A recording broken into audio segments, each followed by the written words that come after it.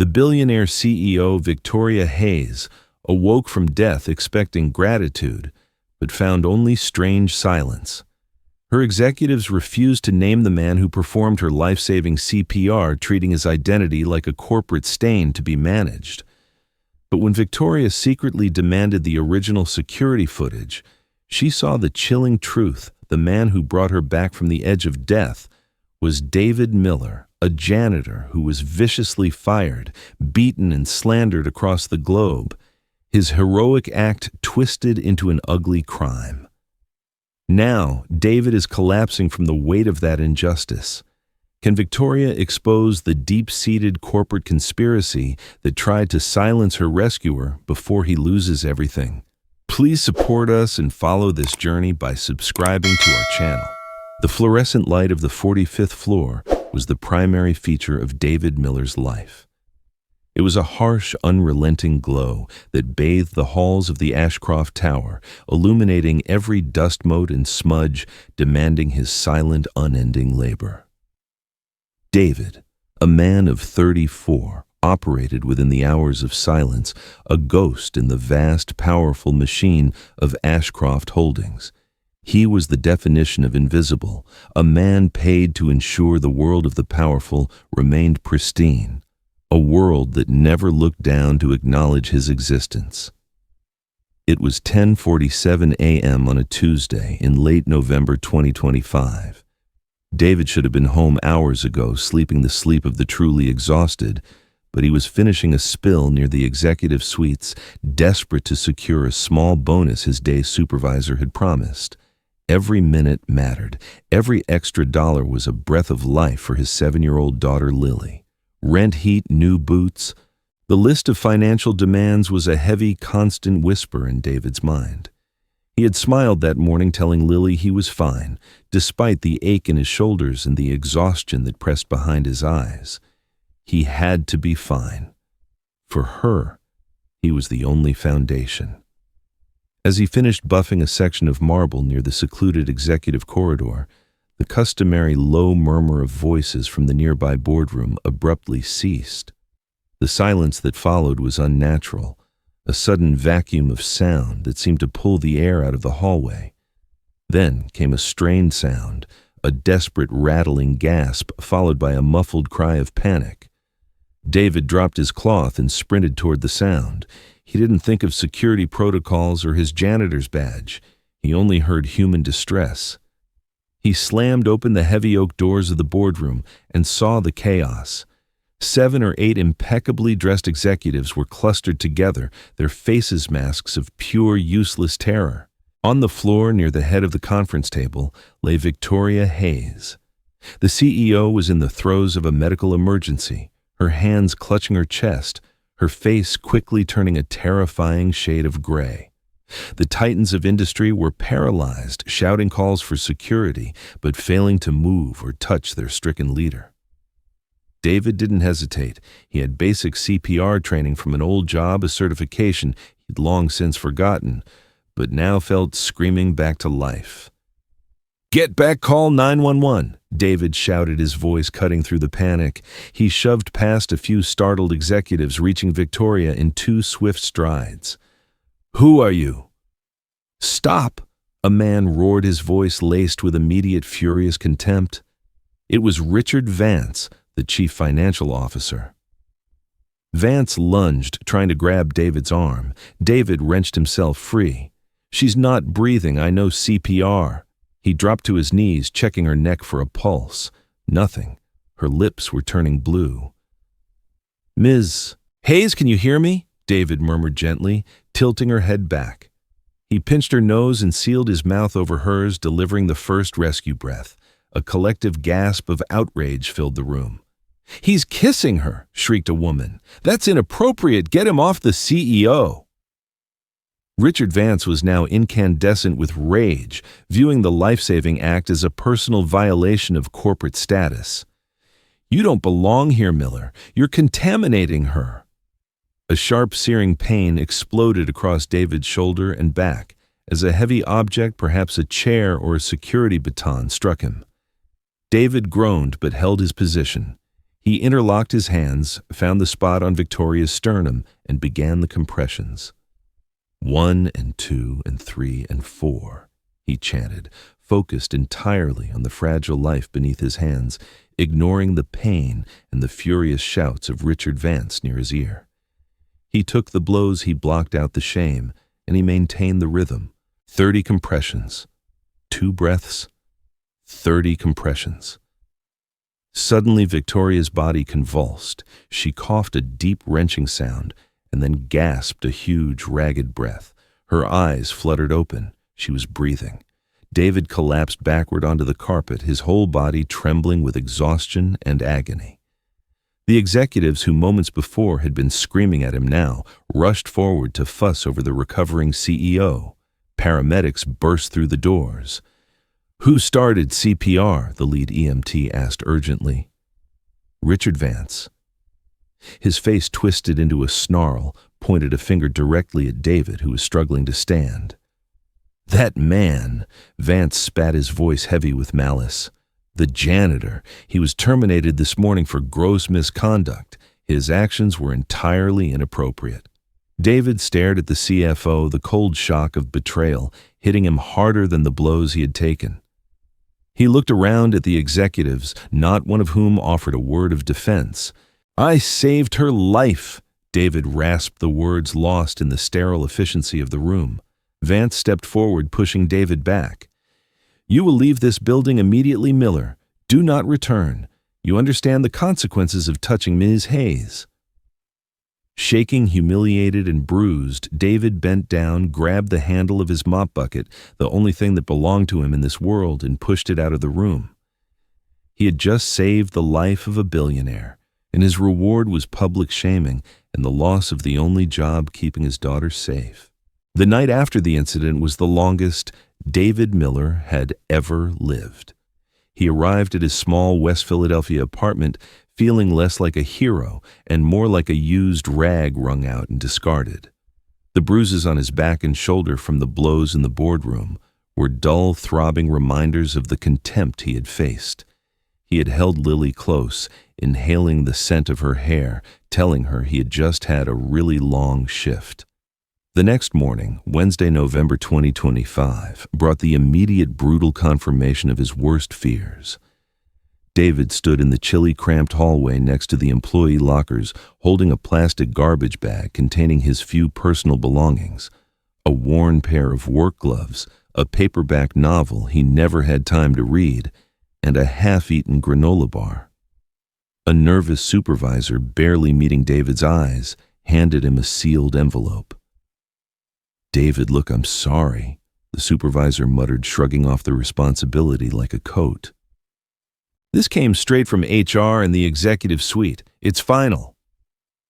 David's hands, which had only yesterday fought fiercely to keep a human heart beating, trembled as he tore open the thick paper. Inside was a formal termination letter and his final paycheck. The reason, typed in cold, unfeeling black letters, confirmed Richard Vance's malice termination due to gross misconduct and inappropriate behavior involving senior personnel. Gross misconduct. David's voice was barely a whisper. "I saved Ms. Hayes' life. They told you I did CPR right."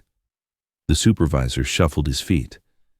They reviewed the footage. They said your actions were deemed excessive and unprofessional. They called it a severe violation of company decorum and personal space. Look, I can't help you, man. Just sign the receipt and go." David stood there, the weight of the injustice settling over him like a suffocating blanket. He hadn't just lost his job, he had lost the flimsy security net that kept Lily fed and sheltered. He left the Ashcroft Tower and stepped back into the world he had tried to protect his daughter from, a world that had just repaid his sacrifice with utter ruin. The initial blow of termination was swiftly followed by the blinding flash of public humiliation. David spent the rest of that day walking, trying to process the sudden, crushing reality. By evening, as he prepared a meager dinner of pasta and canned sauce for Lily, his phone began to buzz incessantly with notifications. He rarely used social media, but the sheer volume of alerts was alarming. The leak had begun. It started innocently enough, a blurred image of him leaning over Victoria Hayes, posted on a low-end gossip blog with the headline, "Janitor, Caught Kissing Unconscious Billionaire CEO." By the next day, Thursday, November 2025, the story had gone viral, morphing into something vile and monstrous. The original security footage, heavily edited to remove the context of the executive's panic and his chest compressions, focused solely on the moment of mouth-to-mouth resuscitation. Headlines screamed across the internet, "The creep janitor who assaulted Victoria Hayes," and "Low-life employee crosses the line, CPR or predation." The narrative, crafted and controlled by powerful, unseen hands, likely starting with Richard Vance's office to preempt any heroic claims David might make, was devastatingly simple. A poor, invisible man had taken advantage of a powerful, unconscious woman. His act of salvation had been rewritten as an act of violation. David sat hunched over the kitchen table, watching the toxic commentary flood in. People he had never met were calling him a filthy degenerate, a social climber, and a disgusting criminal. Even worse acquaintances and former co-workers, seeing the edited clip, began texting him their judgment. "Heard you got fired, David. Saw the clip. That was messed up, man. Didn't think you had that in you. She was unconscious." The isolation was absolute. The world saw a grainy video and decided his truth. His past, his struggle, his selfless motivation, all vaporized by 12 seconds of twisted footage. The practical consequences were immediate and catastrophic. David had been working 2 cleaning jobs just to stay afloat. Now, he couldn't even get an interview for minimum wage at a local diner. "Sorry, Mr. Miller," a potential employer at a warehouse told him after a brief phone call, his voice suddenly cold. We did a quick background check. There are some things online. We can't afford that kind of attention here. Good luck." Every door slammed shut. The whispers and glances followed him through his West Philadelphia neighborhood. When he walked down the street, teenagers would nudge each other and point to their phones. The pain of being publicly labeled a predator was excruciating, but the most profound struggle was maintaining the normalcy he built for Lily. "Daddy, why are you home all the time now?" Lily asked one afternoon, her small brow furrowed with worry as she watched him endlessly scroll through job listings. It's a holiday break, sweetheart," David lied, his smile stretched thin. "A paid one. We get to spend more time together." He had to be careful what he watched on TV, careful not to let Lily use his phone, careful not to look stressed when Martha Johnson, his 70-year-old neighbor who often watched Lily, came over. Martha was observant and stern, a woman who didn't tolerate nonsense, but valued kindness. "David, you look like you're trying to disappear," Martha said one evening, seeing him sitting motionless in the dark, clutching his empty wallet. "Is it the old back injury acting up?" "Tell me the truth." David could only shake his head. "It's just the economy, Martha. Bad luck. I'm fine. Just tired." He couldn't burden her with the truth that his heroic act had made him a pariah, or that they might soon lose their home because he dared to save a billionaire. He clung to the lie that he was simply tired, because admitting the truth would mean admitting his failure to protect his daughter from the world's cruelty. As the days turned into a week, the toll became unbearable. David had always been a resilient man, hardened by years of sacrifice and struggle, but this assault was total financial, emotional, and social. He stopped sleeping haunted by the images of Victoria Hayes collapsing and the sneering face of Richard Vance. The constant buzz of his phone, even muted, felt like a physical attack. He couldn't eat. He existed on stale coffee and anxiety. The combination of extreme psychological stress, poor nutrition, and the untreated physical injuries from the boardroom began to break his body down. By the second Monday after his termination, David was a shadow of himself. His gray uniform was folded neatly in a box. His identity had been stripped away. He woke up with a deep chill that rattled his bones, even though the apartment was warm. He felt dizzy when he stood, and the lingering ache in his back was now a burning, persistent pain. He tried to go out to a smaller cleaning company on the edge of the city, desperate for even a part-time shift. He managed to shave and put on his cleanest shirt, but the effort was too much. Halfway out the door, a wave of nausea hit him, and he stumbled back, collapsing onto the thin mattress he shared with Lily. "Daddy!" Lily cried, rushing to his side, her small hand flying to his forehead. "It's okay, sweetheart." David rasped the lie, now reflexive, but his voice was weak and unfamiliar. "Just dizzy. I'm just going to rest for a minute." He closed his eyes, intending to sleep for 5 minutes, but the fever was spiking, the exhaustion was profound, and the overwhelming despair was pulling him under. He heard Lily calling Martha Johnson in a tiny, panicked voice, and then he drifted into a turbulent darkness. He, who had fought death to save a powerful woman, was now succumbing to the injustice of his own existence. David Miller was finally broken mentally and physically. He had become utterly invisible to the system once more, and this time the system was killing him. The hospital room was a study in controlled perfection. Situated on the top floor of a private medical center, it offered Victoria Hayes a breathtaking panoramic view of the Philadelphia skyline, a constant glittering reminder of the empire she ruled. Yet for a woman who demanded absolute clarity and control in every aspect of her life, the recovery was shrouded in a frustrating, hazy uncertainty. It was Monday, 10 days after her collapse in late November 2025. Physically, Victoria was robust, her swift return to health a testament to her disciplined lifestyle. Mentally, she was restless. She had suffered a sudden cardiac event. The doctors were clear only immediate sustained cardiopulmonary resuscitation, CPR, had prevented irreparable damage. Someone had kept her alive until the paramedics arrived, but every time she asked who her chief of staff, her legal counsel, and even Richard Vance, who had visited briefly, offering sickeningly smooth reassurances, became evasive. The situation was handled internally. Ms. Hayes, her chief of staff. Sarah repeated adjusting the silk robe Victoria wore. Appropriate measures were taken to ensure privacy and compliance. "Appropriate measures," Victoria snapped, tossing aside the latest market report she couldn't focus on. "I was dead on the floor. A human being brought me back breath by breath, and you treat it like a liability to be managed. Give me a name." Richard Vance during his visit had been the worst. He wore an expression of oily martyrdom.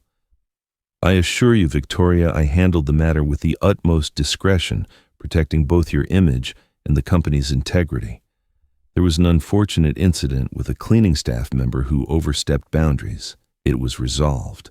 The word resolved struck Victoria as wrong, cold, final, and dismissive. It tasted of corporate arrogance, a flavor she herself was often accused of having, but which she found distasteful in this context.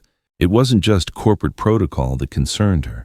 It was the echo of a nightmare she had experienced every time she slept, a feeling of suffocating darkness, broken only by the sound of a strained, frantic voice urging her, "Come on, breathe. Stay with me."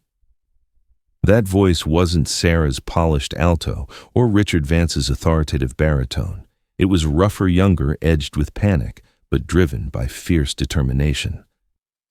"Sarah," Victoria said, her voice dropping to the steel-edged tone that instantly signaled the end of debate. "I don't want talking points. I want the security footage from the executive boardroom, the original feed, unedited, now." Sarah paled slightly. Ms. Hayes' legal reviewed it. There were concerns about media risk. "It's confidential." "I am the chairwoman and CEO. My survival is not confidential," Victoria stated, rising to her full height. She walked to the window, her reflection powerful, demanding, staring back from the glass. I want the feed in my hands within the hour. If you have any loyalty left for me, Sarah, you will disregard every lawyer and every executive who tells you no." The email arrived 45 minutes later. It contained a single encrypted video file labeled Ashcroft Holdings Boardroom Feed 2025-1-08. Victoria dismissed Sarah and sat alone in the quiet room, the city glittering at her feet, and clicked play. The video began with Victoria standing commanding the room, flawlessly delivering quarterly figures. Then came the stutter, the hand flying to her chest, and the terrifying, graceless collapse. She watched the executives' frozen horror, their useless movements, their inability to touch her. She saw the moments of precious, life-saving time ticking away while they panicked about who to call. The disgust in her stomach was immediate and profound. Then the doors burst open. The contrast was shocking. A man in a simple gray janitor's uniform entered, pushing his mop bucket. He looked startled at the chaos, but spotting Victoria's still form, he dropped his equipment without a second's thought. Victoria leaned closer, her eyes fixed on the man. His name, she knew from the attached HR file Sarah had sent with the video, was David Miller. David moved with desperate speed. He checked her pulse, confirmed the terrifying reality, and then without hesitation, he began. She watched him pinch her nose, seal his mouth over hers, and deliver the rescue breaths. Victoria felt a wave of strange, complicated emotion, not merely gratitude, but recognition. This was the determined, frantic sound she had heard in her nightmare. This was the rough human spirit fighting for her life. Then the horror began. She watched Richard Vance step forward, his face a mask of revulsion, not concern. She watched him attempt to physically restrain David, shouting insults about a filthy janitor contaminating the CEO. The footage clearly showed someone striking David from behind as he maintained chest compressions, 1 and 2 and 3 and 4. David's voice, though muffled on the recording, was strained with exhaustion and pain, yet unwavering. He took the blows, he ignored the threats, and he continued the rhythm until her chest finally convulsed. When the paramedics took over, Victoria watched Richard Vance stride up to David, pointing the finger of blame. She saw David's pale, exhausted face, the silent realization of his betrayal. She watched her own employees, the executives she paid millions to lead, turn their backs. The final gut punch came when the camera followed David's exit. He retrieved his mop bucket, a symbol of his humble station, and walked out, his shoulders hunched not in defeat, but under the weight of injustice. Victoria hit the pause button. The image frozen on the screen was of David Miller's face, not contemptible, not predatory, but anguished, betrayed, and bruised. She scrolled through the HR notes attached to the video file. David Miller, age 34, single father. Fired less than 24 hours after the incident. Reason: gross misconduct and inappropriate behavior involving senior personnel. Victoria felt a cold, deep rage bloom in her chest. They had lied. They had taken the life-saving act of an honorable man and twisted it into an assault to protect the company's optics. They had punished the only person in the room who acted with courage and integrity. And she, by being unconscious and trusting her inner circle, was complicit in the destruction of David Miller's life. The silence in the room was now deafening, broken only by the fierce hammering of her own heart, a heart that wouldn't even be beating if not for the man they had cast out. Victoria grabbed her phone. She felt an urgent need to undo the damage, to correct the moral imbalance her empire had created. She bypassed Sarah and dialed her head of security, Marcus. Marcus. Victoria said, her voice dangerously calm, the steel she was known for sharpened to a razor's edge. The janitor. The man who saved my life. David Miller. What happened to him after he was terminated? There was a brief, hesitant pause on the line. Ms. Hayes, legal advised. I don't care what legal advised. Victoria cut him off. Her patience vanished. I need his address, his personnel file, everything the company has on him. Find him, and do it now. I want all of it on my desk before the end of the day." Victoria hung up and walked back to the window. The reflection she saw was no longer just the powerful CEO, but an accomplice to a profound wrong. That man who was supposed to be a hero was out there suffering because of her company, her executives, and her initial unconscious vulnerability. She looked at the glittering city, her kingdom, and understood that for all its wealth, it was rotten with moral decay. That was a vulnerability she could not and would not tolerate. She had been saved from death, and now she knew exactly what she had to save David Miller from. The rescue had just begun. The black-armored Mercedes-Benz S-Class was utterly conspicuous against the backdrop of West Philadelphia. Its polished surface reflected the cracked sidewalks, the boarded-up storefronts, and the peeling paint of the low-income housing blocks like a misplaced jewel. Victoria Hayes, dressed in dark, simple cashmere, an intentional rejection of her usual power suits, gripped the steering wheel, navigating the unfamiliar streets. She had insisted on driving herself, refusing the silent barrier of a chauffeur. This was a journey she needed to make alone. Marcus, her head of security, had provided the address, a triple-decker apartment building built in the 1940s, clearly neglected by its landlords. The information had been clinical. David Miller had not sought medical care after his termination. His rent was 2 months past due. His last job application was rejected 4 days ago. The cold data painted a portrait of a man spiraling downward. Victoria parked the expensive car a block away, intending to be less conspicuous, though the vehicle still screamed outsider. She walked the final block, the biting December 2025 wind chilling her to the bone. She found the building, ascended the creaking metal staircase, and knocked on the door of Unit 3B.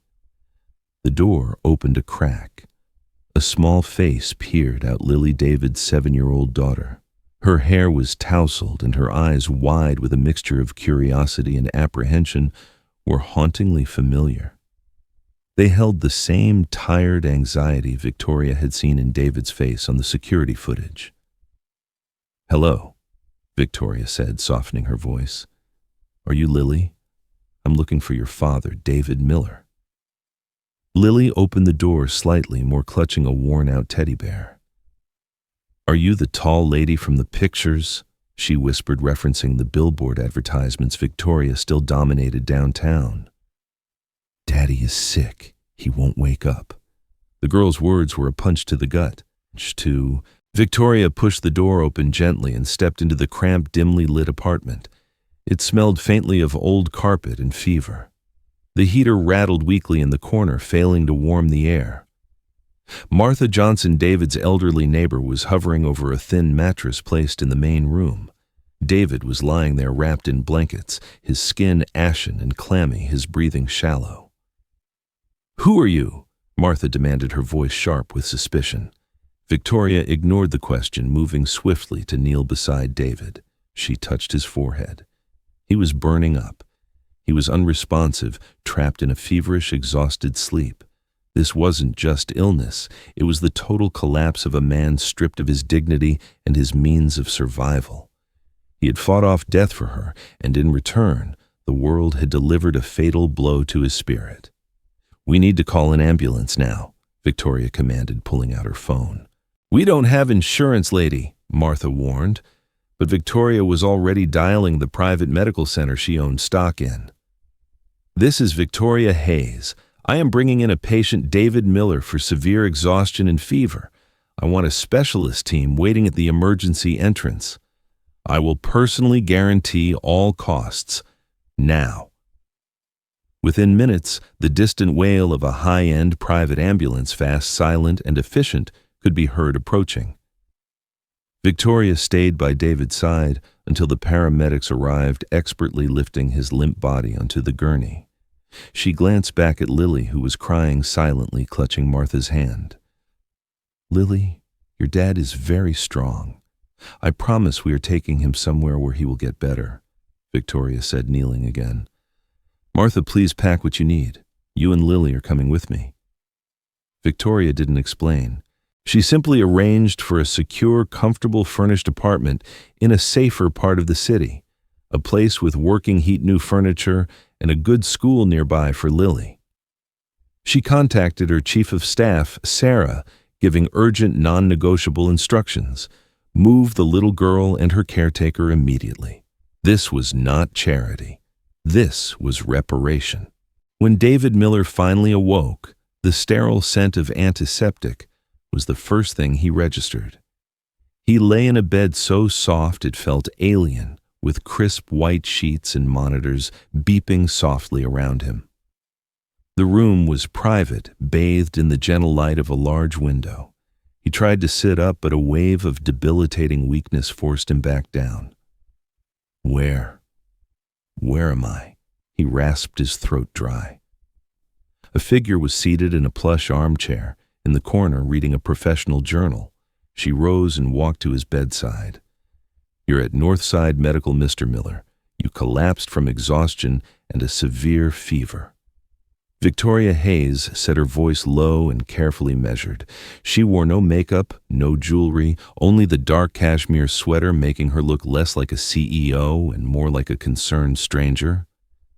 David's eyes, though hazy with fever remnants, widened in disbelief. Why are you here?" "Because you saved my life," she answered simply, "and because I let my company destroy yours." David turned his head away, blinking hard. "It doesn't matter. They won't believe me. Richard Vance already made sure of that. They think I assaulted you." Victoria gently placed a hand on his arm, avoiding the IV line. "I know what they think. I watched the footage, David.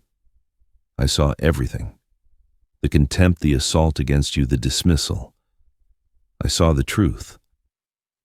She withdrew her hand and slowly knelt beside his bed, the action humbling and profoundly unexpected. A woman who commanded a multi-billion-dollar empire was kneeling before Janitor. "David, I'm truly sorry," Victoria said, her voice thick with emotion. "I was unconscious, but the injustice was done under my name, under my authority. I was complicit in the narrative that stripped you of your honor, your job, and almost your life. I allowed the system to repay heroism with ruin." David stared at her, tears welling in his eyes. It was the first sincere apology he had received in weeks, the first acknowledgement that he was a victim, not a criminal. They won't believe you either," he managed, his voice breaking. "The internet is a machine. Once it decides who you are, you can't fight it." "I am not the internet," Victoria replied firmly. "I am Victoria Hayes, and I am going to fight it for you." She stood up, walked to the table, and returned with a single crisply folded sheet of paper. "This is not a settlement or a bribe, David," she explained, her voice regaining its professional certainty. "This is a signed and notarized official statement. It will be released to the press, to the company, and to every single entity that spread that vile lie."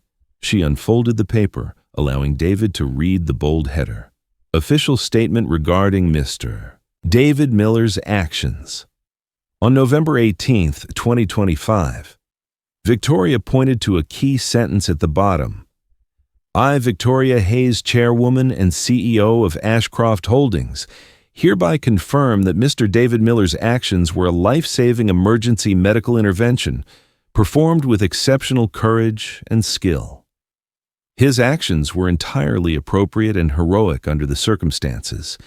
Any previous assertions of misconduct or violation are hereby officially retracted." David took the paper with trembling hands. The words swam before his eyes, but the message was clear. It was a formal decree from the highest authority, a public reversal of the judgment that had nearly killed him. It was his vindication.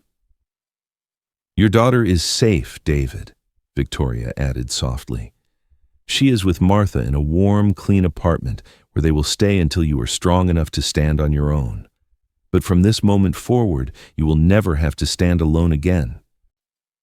She had not just saved him from a fever, she had returned his name to him. For the first time in weeks, David felt the crushing weight lift, replaced by a quiet, profound sense of hope. The battle was far from over, but the most powerful woman in the city had just declared herself his ally. It was 3 days after the official statement was released. The backlash in the media had been swift and dramatic. Confusion, speculation, and outrage directed at Ashcroft Holdings for their initial treatment of David Miller. But the power of Victoria Hayes's personal signature, coupled with the clear, unblinking authority of the statement, had effectively silenced the most vicious online narratives. The tide hadn't completely turned, but the ship had been steadied. David was out of the hospital, recuperating in the secure, warm apartment Victoria had arranged. The new surroundings felt surreal, the soft lighting, the fully stocked refrigerator, the absence of the constant debilitating cold and anxiety. He found peace watching Lily draw pictures on the clean new carpet and seeing Martha Johnson relax unburdened by the constant worry of heating bills and spoiled food. Victoria visited on Friday afternoon, November 2025. She didn't arrive with fanfare. She simply knocked. She sat with David at the kitchen table, sharing a cup of coffee. The ease between them was strange, forged in the crucible of trauma and profound injustice.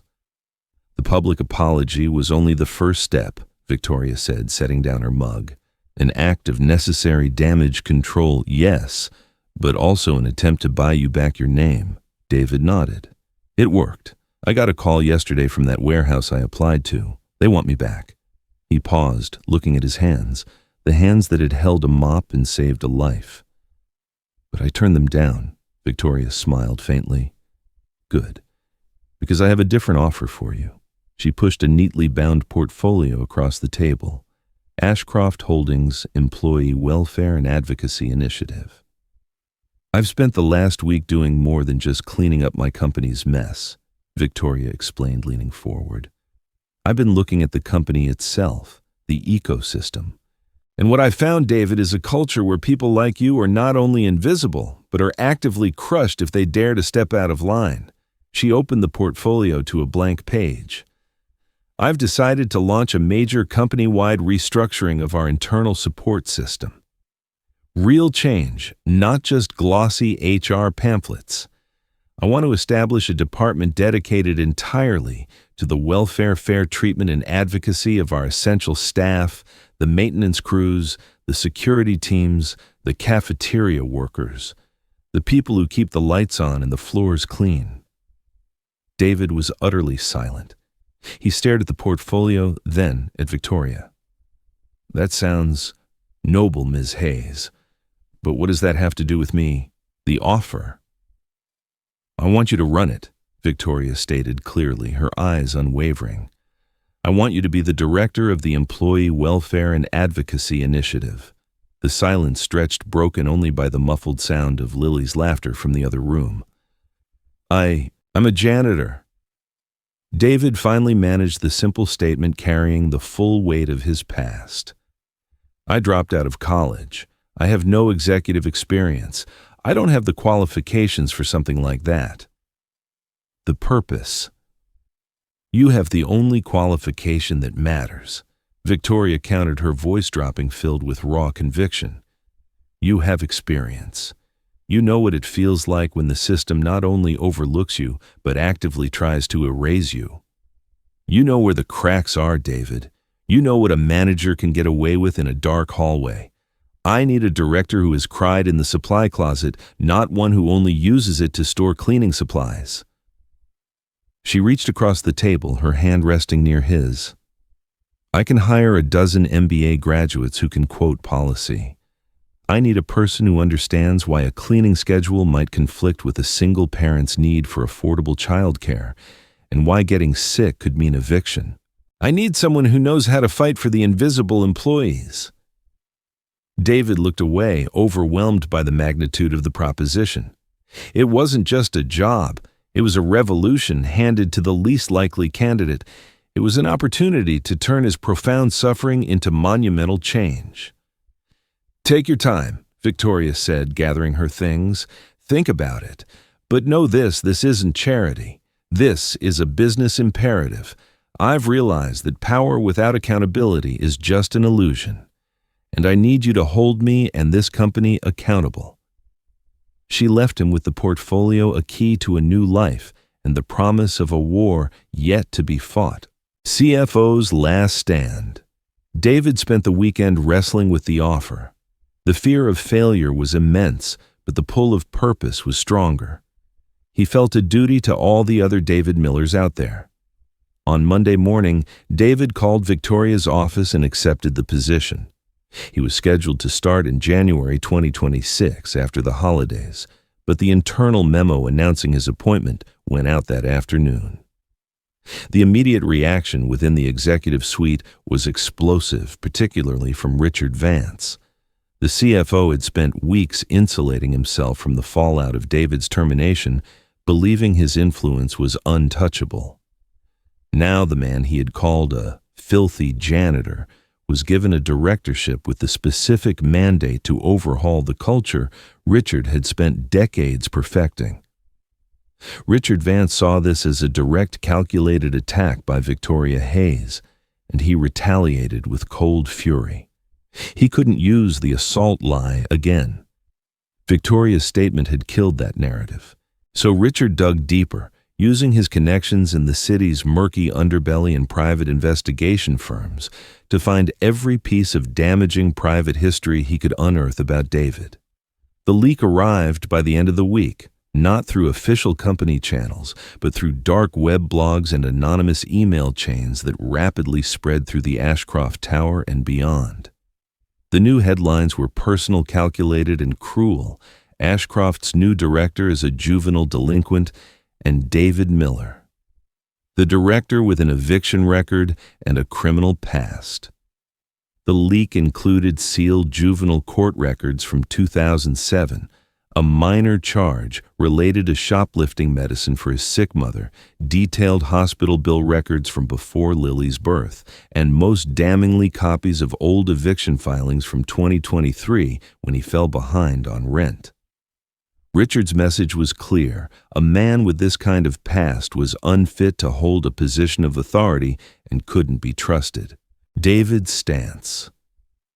David was in the new temporary office. Victoria had given him a quiet, sunlit space that felt worlds away from the dark supply closets he knew when the first email arrived. It contained the leaked documents and a venomous, anonymous message. "You don't belong here, Miller. Go back to your mop." He looked at the papers, the record of his lowest moments, his most desperate struggles exposed for the world to judge.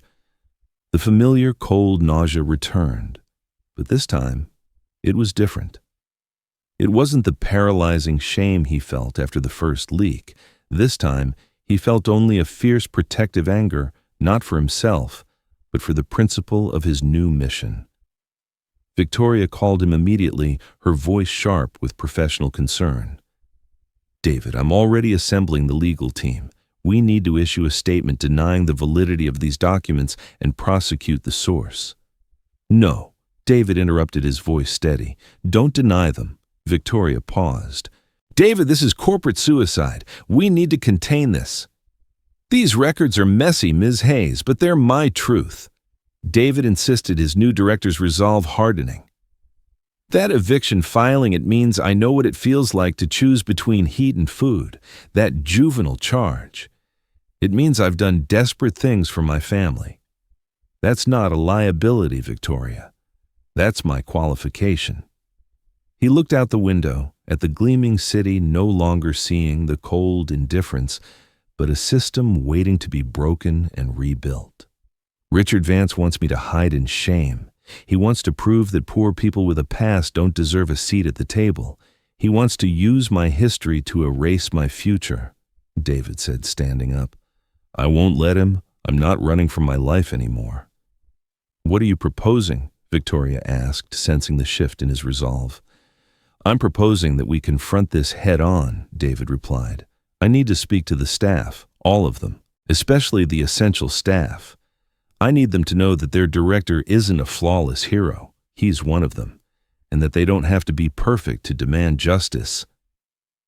His voice, usually quiet and hesitant, now carried the conviction of a man who had faced death and betrayal and emerged with a clear, singular purpose. David Miller was no longer just the janitor. He was the director, and the fight for his integrity was about to become the fight for every invisible employee in the company. The air in the Ashcroft Holdings Annex Auditorium on that damp Monday morning in late December 2025 was thick with tension and speculation. David Miller, the newly appointed director of the Employee Welfare and Advocacy Initiative, had done the unthinkable. He had called an all-staff meeting specifically for the maintenance crews, security teams, cafeteria workers, and lower-tier administrative staff, the very people who had long been relegated to the corporate shadows. The room was packed. Whispers about the leaked records, the juvenile offense, the eviction filings buzzed through the crowd. These were the documents Richard Vance had hoped would poison David's legitimacy before he could even begin his work. Standing tall, David stood on the small stage, illuminated by a single spotlight. He wore a simple, well-fitted suit that felt heavy, a stark contrast to his old gray uniform, yet he looked more exposed than ever. He gripped the edges of the podium, his hands trembling slightly, but his gaze was steady as he looked out at the sea of tired, skeptical, and curious faces. "Good morning." David began, his voice quiet, raw, and utterly devoid of corporate polish. "My name is David Miller. You probably know me as the janitor who was fired for trying to save the CEO's life. Recently, you may have also seen some headlines about my past, about eviction filings, old hospital debt, and a minor charge from when I was a teenager." He paused, letting the silence hang. He could feel the weight of their judgment, the internal debate. Can this man with all that baggage really fight for us? I called this meeting because I want to talk about those headlines. David continued, stepping away from the podium and walking toward the edge of the stage. Those headlines are true. When I was 16, I made a desperate, stupid mistake trying to get medicine for my sick mother. We had no money. That record was sealed, but it's mine. The eviction filing is mine. The debt is mine. He stopped and looked directly at a woman in a cafeteria uniform, her face etched with exhaustion. "I am not here to stand before you as some kind of flawless hero. I am here as a man who understands what it feels like to choose between keeping the lights on and buying medicine. I know what it's like to work 3 jobs and still worry that the landlord is coming. I know what it means to be invisible, to have your worth measured only by how quickly you can clean up the mistakes of people who barely see you." David's voice gathered strength, the tremble replaced by firm conviction. Richard Vance and others like him didn't leak those documents to shame me. They leaked them to shame you. They wanted to prove that poor people with messy lives don't deserve a seat at the decision-making table. They wanted to use my truth to strip away my authority. He swept his gaze across the room, encompassing every security guard, every cleaner, every overworked administrative assistant. "My purpose here is not to forget those records. My purpose is to prove that my past, that our collective struggle, is the single most important qualification I possess. I am not ashamed of my life, and I will not allow them to use my history to erase my future or the future of this program." "You don't have to be perfect to demand justice," David concluded, his voice ringing with power. "You just have to be willing to show up. And I'm standing here." Support. A moment of profound silence followed the speech. The employees, who were accustomed to polished lies and empty promises, were stunned by the brutal honesty. Then, a single set of hands began to clap a small, frail woman from the night cleaning crew. Another pair joined in, followed by a security guard in the back.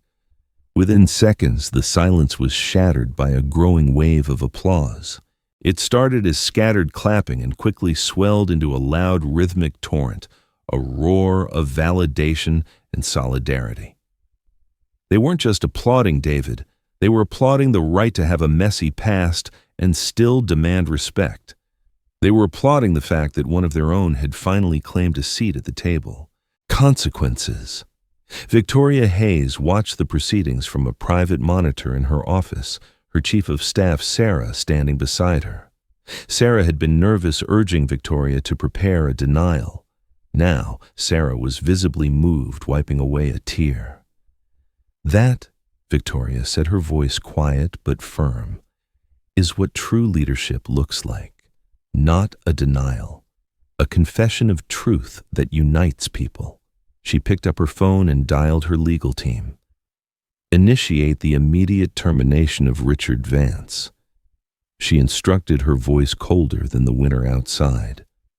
"The grounds are gross negligence, systematic failure to uphold fiduciary responsibility, and the use of company resources to launch a campaign of slander against a key employee. He's not just a moral liability. He's a threat to the cultural overhaul of Ashcroft Holdings." Within the hour, Richard Vance, who had tried to silence David Miller with a mop and then with a smear campaign, was escorted out of the Ashcroft Tower by security, his face a mixture of shock and incandescent fury. He was stripped of his badge and his power, a direct visible consequence delivered from the top. The era of the invisible employee was officially over. Triumph. 6 months later, in June 2026, the Employee Welfare and Advocacy Initiative was a resounding success. David, now an undeniable force within the corporation, had overseen the implementation of an emergency rent assistance fund, affordable on-site childcare options, and a transparent grievance reporting system. At a National Labor Justice Conference in Washington, D.C., David Miller stood on a massive stage, his name printed boldly on the main speaker lineup. He was presenting the Ashcroft model, a case study in how corporate accountability could heal internal divisions. His program had not just changed policies, it had changed lives. 7 managers had been fired for persistent abuse, a dozen low-wage workers had received housing grants, and most importantly, the company's retention and morale figures for essential staff were soaring. In the front row watching him was Lily, now 8 years old, her eyes shining with unconcealed pride. Next to her sat Martha Johnson, stronger and healthier, beaming. "My name is David Miller," he began, addressing the massive crowd. "And 6 months ago I was a janitor who was publicly labeled a criminal because I dared to save a life. I am not the kind of polished speaker you usually see at these events. I am here because I understand that justice doesn't require perfection. It requires courage." He spoke for 20 minutes, his message clear. The most important people in any system are the ones who keep the engine running, and their voices must be heard. When he finished, the applause was deafening. Lily ran onto the stage, throwing her arms around him. "You did so well, Daddy," she exclaimed. David hugged her tight, smiling, the first truly unrestrained smile he had worn in years. Victoria Hayes watched from the back of the room, her expression one of profound respect. Conclusion. That evening, David sat on the small balcony of his new permanent apartment. The air was cool, and the city lights stretched out before him, not cold and indifferent, but sparkling with possibility. He had his name back, his honor back, and more importantly, a purpose that stretched far beyond his own survival. He had faced the shame that Richard Vance had tried to weaponize, and he had turned it into a platform for change. Lily walked out onto the balcony, wrapped in a blanket and curled up in his lap. "Daddy," she whispered, looking up at him. "Are you happy now?" David held his daughter close. He looked out at the city that had tried to crush him, but had ultimately lifted him up. He thought of his new team, his mission, and the promise of a future where no worker would have to fear invisibility. "Yes, baby," David whispered, his voice steady, his purpose fulfilled. Finally, I am happy. He had found justice not just for himself, but for every unseen soul in the city. The janitor had saved the CEO, and in doing so, he had saved himself and redefined what it truly meant to lead. The journey of David Miller reminds us that the truest worth is not measured by status or wealth, but by the integrity and courage we maintain when the world chooses to overlook us. His fight was not just for his own name, but for the fundamental human right to be seen. If this message resonated with your heart, please support our channel by liking and sharing the story of resilience, and be sure to subscribe to Touching Tales so you never miss another. For the next chapter in the battle for justice, simply click the newest video now appearing on your screen.